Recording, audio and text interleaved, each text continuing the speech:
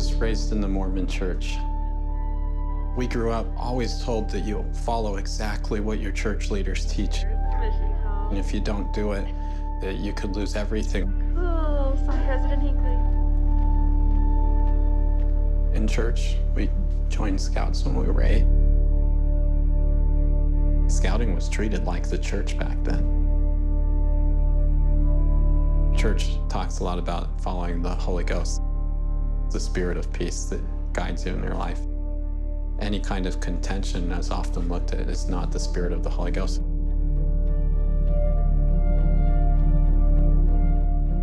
I've always protected my church, but it hasn't done me any favors not to expose everything that I know.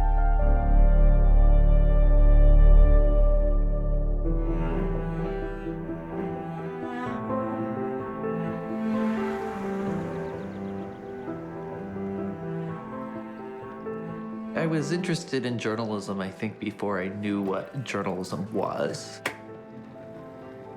In maybe first or second grade, we were all debating, is the tooth fairy real? Is Santa real? We wanted to know, is that true? So I started setting up traps. Around the chimney, I set up tripwires and cameras and all this stuff to try to catch Santa. And with the tooth fairy, I did the same thing in my bedroom. That was kind of my first foray into journalism. After college, I did a fellowship, and the main teacher there said, "Peter, I know this sounds crazy, but you need to consider applying for this job at this paper called the Post-Register." And I looked into it, and I thought it was a terrible idea. The Post-Register is a small paper in eastern Idaho. It was a small conservative town that had a large Mormon population. It really wasn't the most LGBT-friendly place I could imagine. But I heard they had a great editor, Dean Miller. The newspaper's role there is sometimes whipping boy, because the paper had a long tradition of challenging authority. And yet, the paper was really devoted to local news, and so there was a good amount of loyalty in the community to the paper because we were the local institution that really focused on the good of the community. I really love the work. I just worked all the time. I've always been somebody who liked to ask questions and figure out what was really going on and try to determine what the truth is. I got this anonymous tip about a missing court case.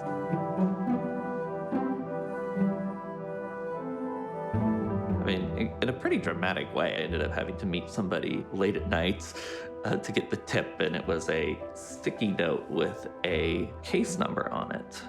So I went to the courthouse, and they had these computers. I typed in the case number, and up on the screen came something I'd never seen before, which was, I think it said, case not found. And I was thinking, what does that mean? So I looked up the cases before it, and I could see them, and I looked up for cases after it, and I could see them, but then there was this one case that was there was just nothing there. That was the beginning of the saga. The computer system didn't even have a record that the case existed, which is a little bit troubling. So this was, setting off alarms. And so we started pushing. We went after the court system to say, well, wait a minute. You can't just make cases disappear. There has to be some record that they existed. And we were getting leaked materials from the file, letting us know what was in there. We learned a lot about Brad Stoll. Brad Stoll was a new name to me. He was a pedophile. When we got into the court file, finally, there were dozens of victims. This was a serial pedophile.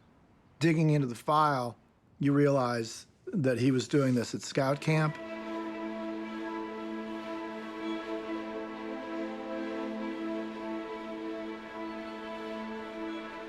I met a guy at church his name was Brad Stoll. He was 24, and he became like my best friend.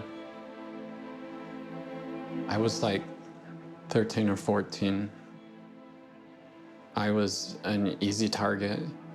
I probably wasn't as good at making friends in junior high.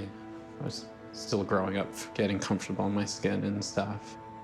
He was also becoming a seminary teacher for the LDS Church, and I just trusted him. And then he invited us to work at scout camp, and before the season started, he took me up there, just myself.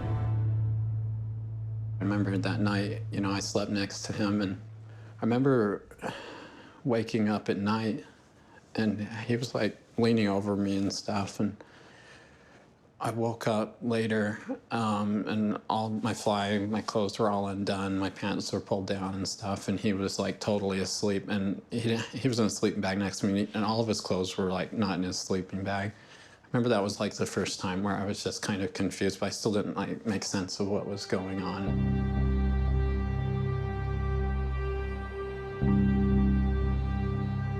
Right now we're going to Camp Little Lemhi, where the sexual abuse happened to me from Brad Stulls, and I haven't been back here since it happened. I'm having a much more visceral response in my body than I expected. Like I feel my adrenaline going right now.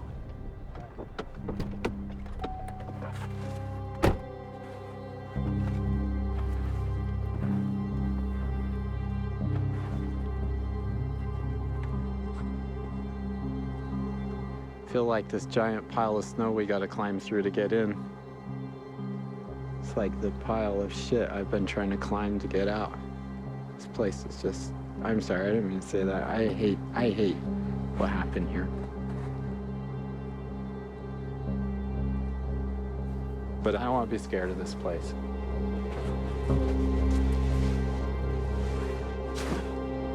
All right. I remember him getting so angry and it was so threatening, and he was over by this obstacle course, walking super fast, going between the trees, coming out, going all over the place.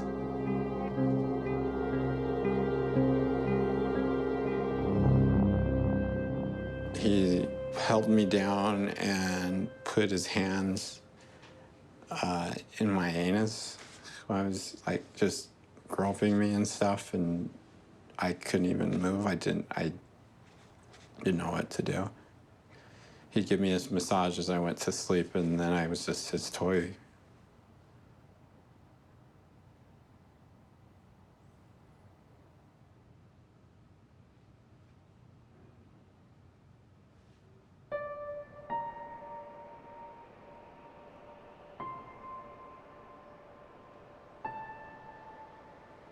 He was violent, angry,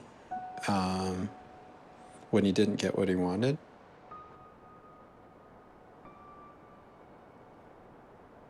I was sexually abused in that cabin right there. Brad Stulls slept right next to me on the mattress and the main floor.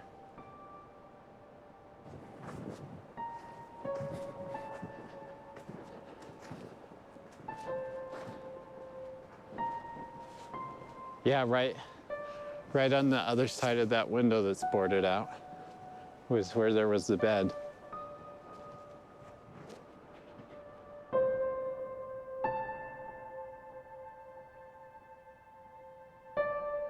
In church, we joined Scouts when we were 8. It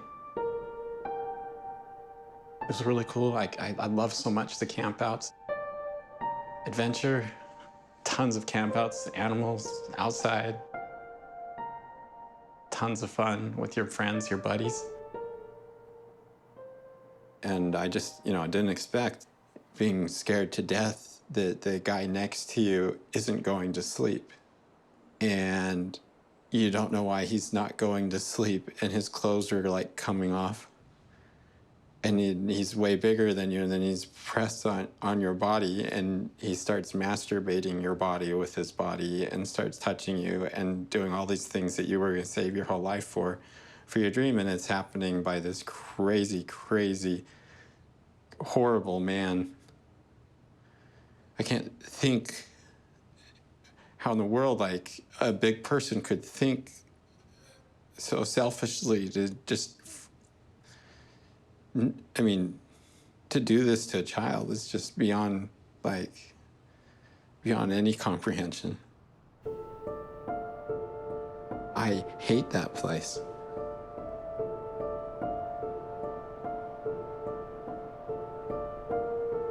Adam is at first, as a young boy is in that situation, horrified and, feeling guilty and did I do something wrong? And pretty quickly finds his moral compass. It's an extraordinary moral compass. Adam goes to camp leadership and says, hey, Brad is molesting kids at camp. Camp leadership brushes him off. And he says, okay, they're going to take care of it. Don't worry about it. Everything's fine. Just go back to everything. Everything's normal. But nobody went to stop Brad. I came back to him and said, this is not working. You have to do something. You have to do something. Finally, I asked to talk to his supervisor. So they put me on the phone with this guy I've never met. I'm like, what's his name? And they're like, oh, this is Kim Hansen. So I'm on the phone with Kim Hansen, and I'm telling him what's happening. And Kim Hansen's like, oh, that's horrible. That's horrible what's happening. But we don't want anybody to know about it. If people know about it, nobody will come back to scout camp, and you'll ruin it for everybody. No one will ever come here anymore. Don't tell anyone. That's his next thing. He said, you got to promise me you won't tell your parents. You won't tell anyone. We're going to take care of this. We'll be the ones that take care of it. And that's what he told me.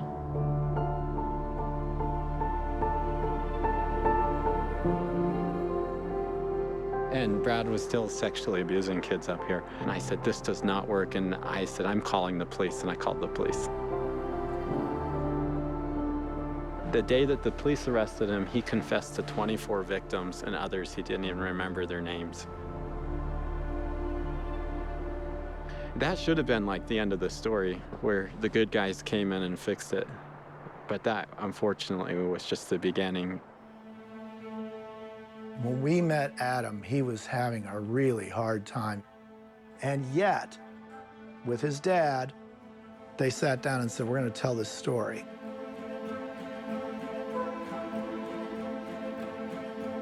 It was just one of those stories where the more you reported it, the more you were just taken aback by what was in the story.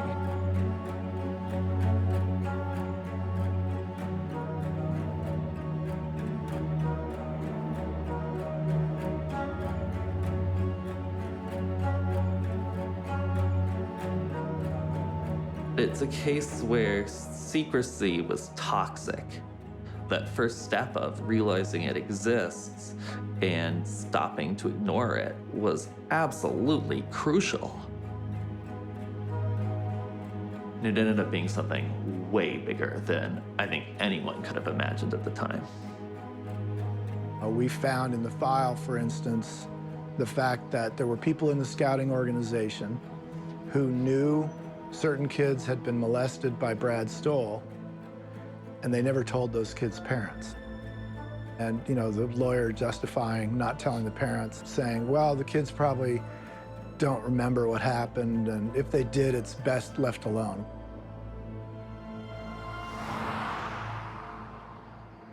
In the same area, sexual abuse in the school system, someone goes for like 25 years, but in the scouting system, where everybody's LDS, Mormon, they're sending pedophiles to bishops. And if the bishop interviews them and they're okay, he sends them back to scout camp to work. Brad Stoll's actually had gone through the legal system for pedophilia, and they knew it. And they sent him to a bishop to see if he was okay, and they sent him out there to work. The bishop said he's fine. Yeah. The Mormon Church and the Boy Scouts of America go back together almost to the beginning. I think the Mormon Church adopted scouting as its exclusive youth program back in the 1920s. Mormons are taught that the doctrine of repentance and forgiveness is absolute, and that if an individual has repented of his sin to a bishop and the bishop is satisfied that it's sincere, then under church teachings, that individual must be forgiven. And church lawyers have argued this, that cleansed the individual of his sins, and he was a new person, and he must be restored to the position he was in. The Mormon Church instructs its members from childhood on that we are in the world, but we are not of the world. And whatever the problem is that you may have, you keep it within the Mormon family. Especially in the Mormon community, you see a backlash against individuals who come forward and disclose. The scouting I grew up in, you know, the classic thing would have been for all those boys to sort of embrace Adam and say, you stood up to a monster and you protected us and other kids. That didn't happen. This is where I was going to school when I first met Brad Stolz. I remember getting hit against this wall and knocked down. There were some really big guys on the football team that were hitting me. They were all calling me a fag. And this was right after the news came out about Brad Stolz being arrested for sexual child abuse at scout camp. From that day forward, all of my friend relationships just started getting more distant. I mean, by the time I reached high school, just like 2 years later, it's like I didn't have friends anymore.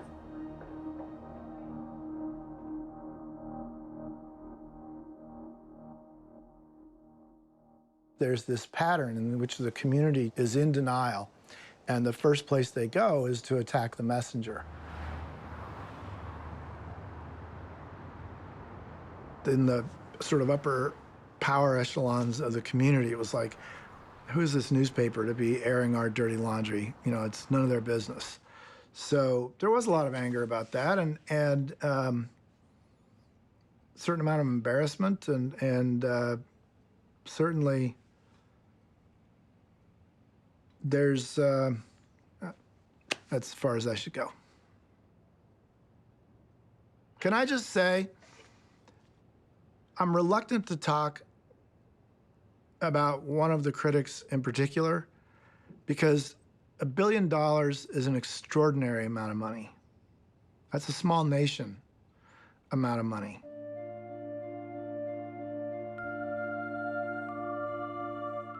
Frank Vandersloot is a self-made billionaire who built up a very successful company called Melaleuca that sells supplements.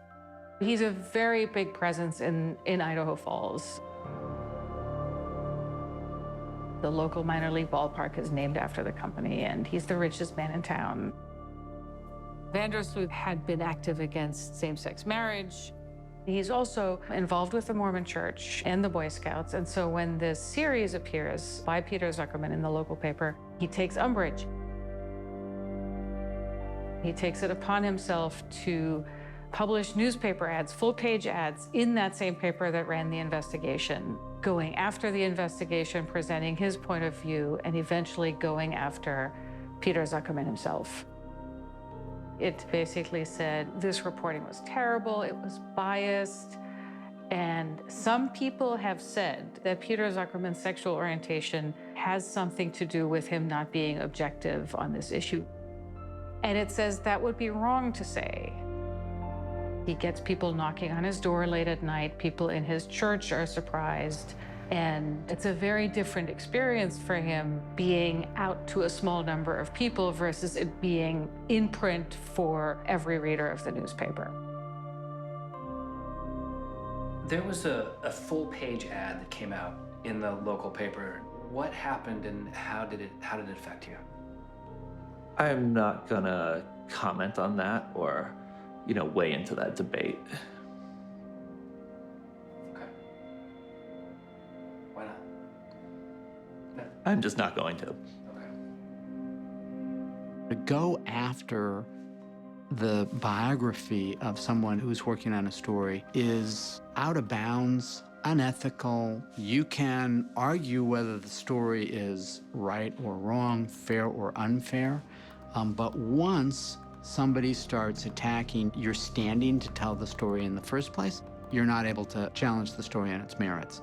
I mean, it's sort of the last bastion. It's a logical fallacy.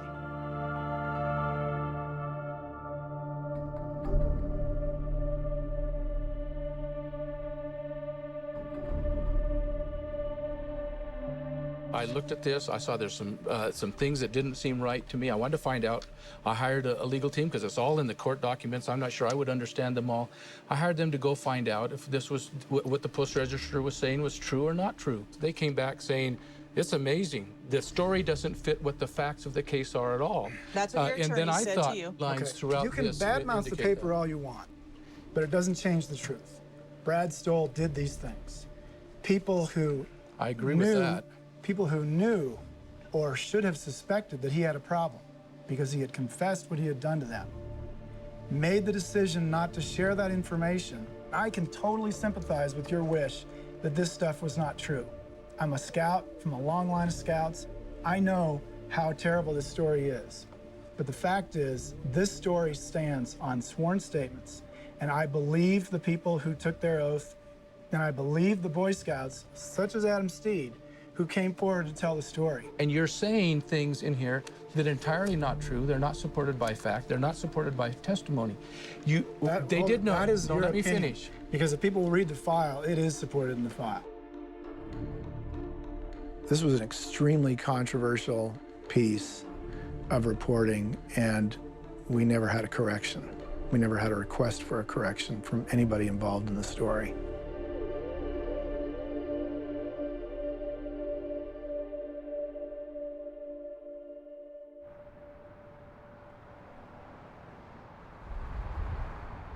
Communities do not deal well with being called to account in this way. It was really hard when people started leaving notes on my doorstep, when somebody kept calling in the middle of the night threatening to rape me with his handgun. That was really terrible. And then professionally, it became much harder to do my job.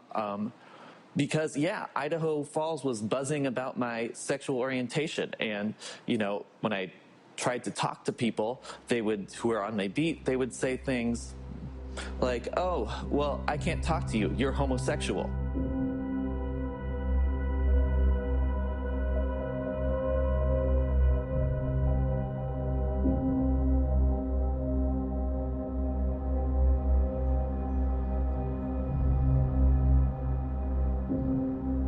Peter Zuckerman was deposed, I think, for 10 hours, give or take, with Frank Vandersloot attending. Could you raise your right hand?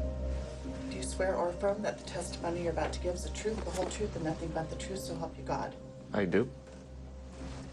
What happened after the articles or the advertisements were run it was different than what had happened before? Objection ambiguous. It was awful. It was one of the darkest periods of my life. It was. What happened is what I described happened. Sorry, it's just. I don't even like to think about it. Jesus. Do you want to take a break? Yeah. Pull out the record, please. The record after 15.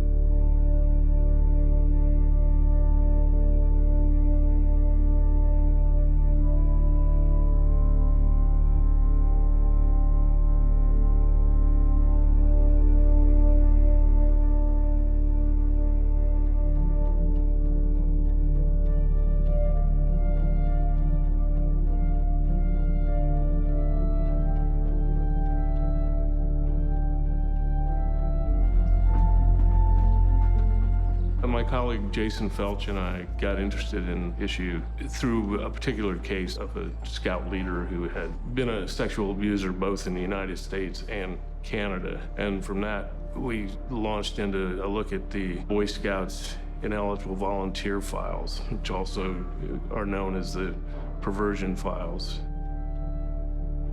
They were all of the same format. They would have information on scout leaders, volunteers who'd been caught abusing kids and excluded from the scouts.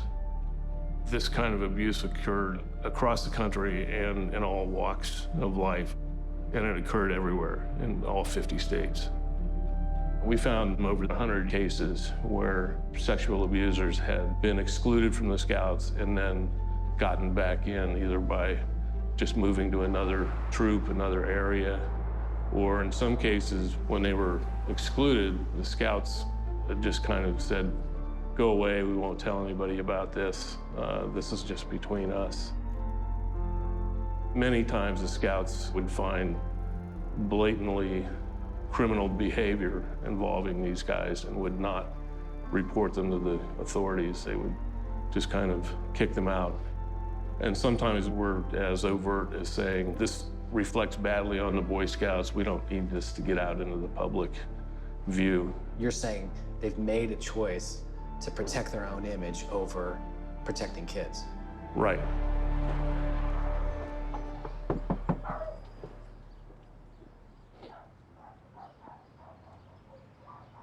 I found out that there was another guy named Jeff Bird who was another victim of sexual abuse 24 years before me, and that Kim Hansen also quieted him down while Kim Hansen was over that scout camp too.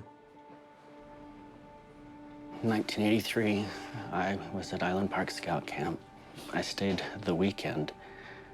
There's just me and another staffer. We were the only people in the whole camp. And so over that weekend is when everything happened.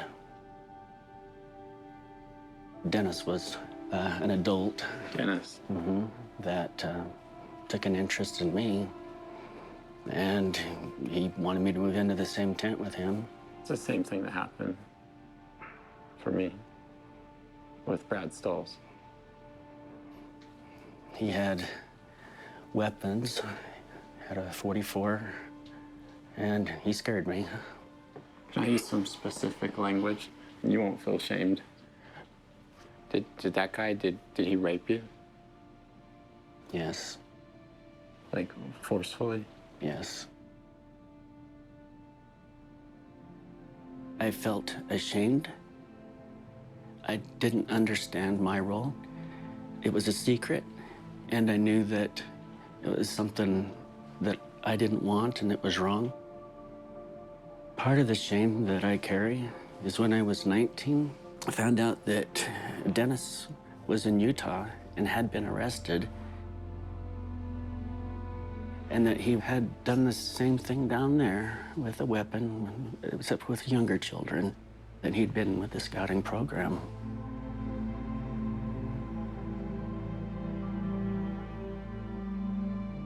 I wanted to contact the Post Register and contact you and see what I can do to help.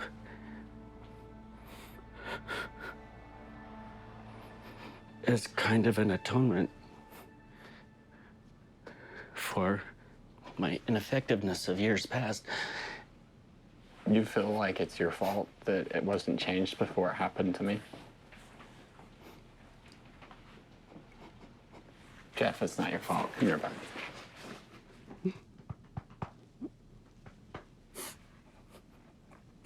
Hey, that was a horrible, horrible thing that happened to me and a horrible, horrible thing that happened to you. And it had nothing to do with either one of us. I know, I was just a kid. But I tried to deal with it at the time. And then I tried it again later. And years after that, in which I found out about your experience. Dealing with the same people. They still say that we make these stories up. They still think it's fake. because it's easier to hide it than to face it. And if we talk about it, we face it. Yeah.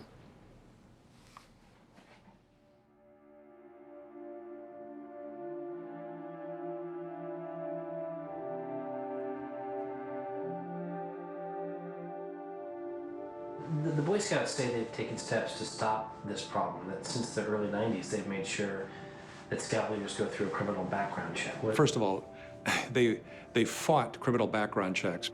But the more important point is that criminal background checks are meaningless because most of these people have never been arrested before. They have no criminal background.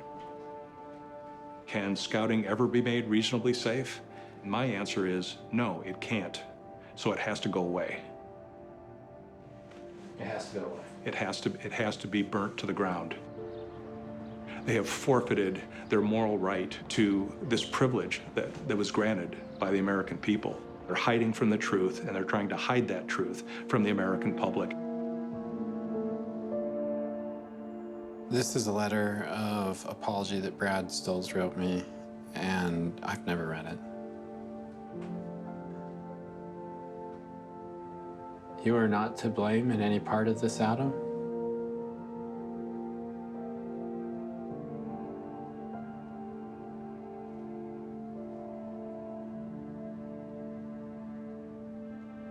Sad when a pedophile says what the church never said.